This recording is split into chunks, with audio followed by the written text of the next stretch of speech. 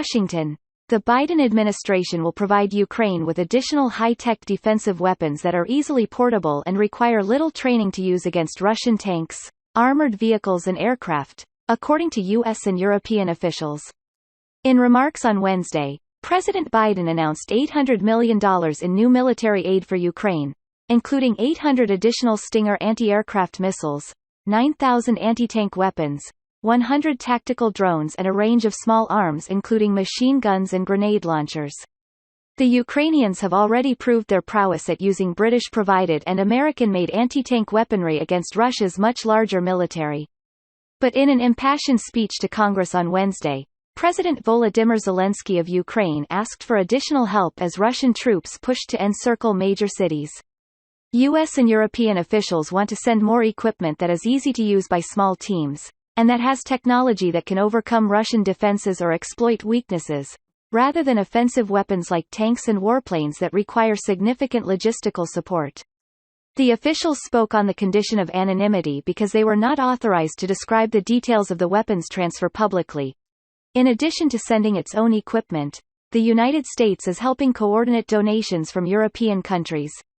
Defense Secretary Lloyd J. Austin III is visiting Slovakia and Bulgaria this week in part to help with that effort. Speaking to reporters Wednesday, a senior defense official said that the United States was focusing on sending supplies quickly, and that the Pentagon would figure out how to replenish its stockpiles later. The official said the focus now was to make sure that the Ukrainians get the items quickly. The Ukrainian military needs easy-to-carry and easy-to-use defensive weapons to continue to stall the Russian advance. The Ukrainians will succeed, U.S. and European military experts said, if they can operate in small teams, strike assembled Russian forces, then melt away to set a new ambush later. As part of the package, the Biden administration will provide Switchblade drones, according to people briefed on the plans. Military officials call the weapon, which is carried in a backpack, the Kamikaze drone, because it can be flown directly at a tank or a group of troops, and is destroyed when it hits the target and explodes. These were designed for U.S. Special Operations Command and are exactly the type of weapon systems that can have an immediate impact on the battlefield, said Mick Mulroy, a former Deputy Assistant Secretary of Defense. Bigger, armed drones, like U.S.-made Predators or Reapers, would be difficult for Ukrainians to fly and would be easily destroyed by Russian fighter planes.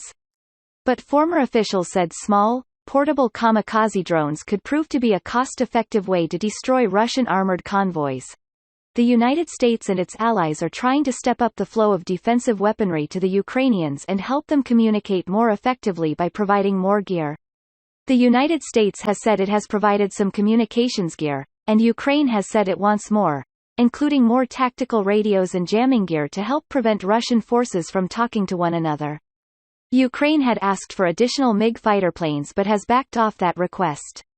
American and European officials have said Ukraine's military is not flying all the planes it has.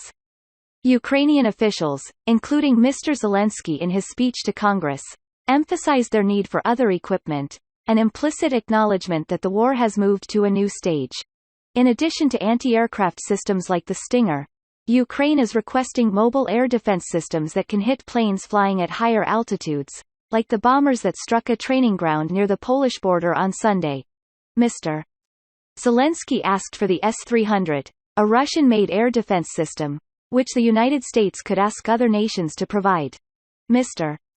Austin will be talking with allies in Europe about ways they can give Ukraine additional air defense equipment, the senior defense official said.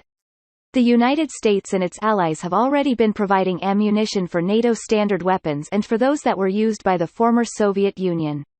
While Ukraine has been modernizing its military, its state-owned defense industry continues to make weaponry modeled on Soviet-era designs, such as Kalashnikov assault rifles.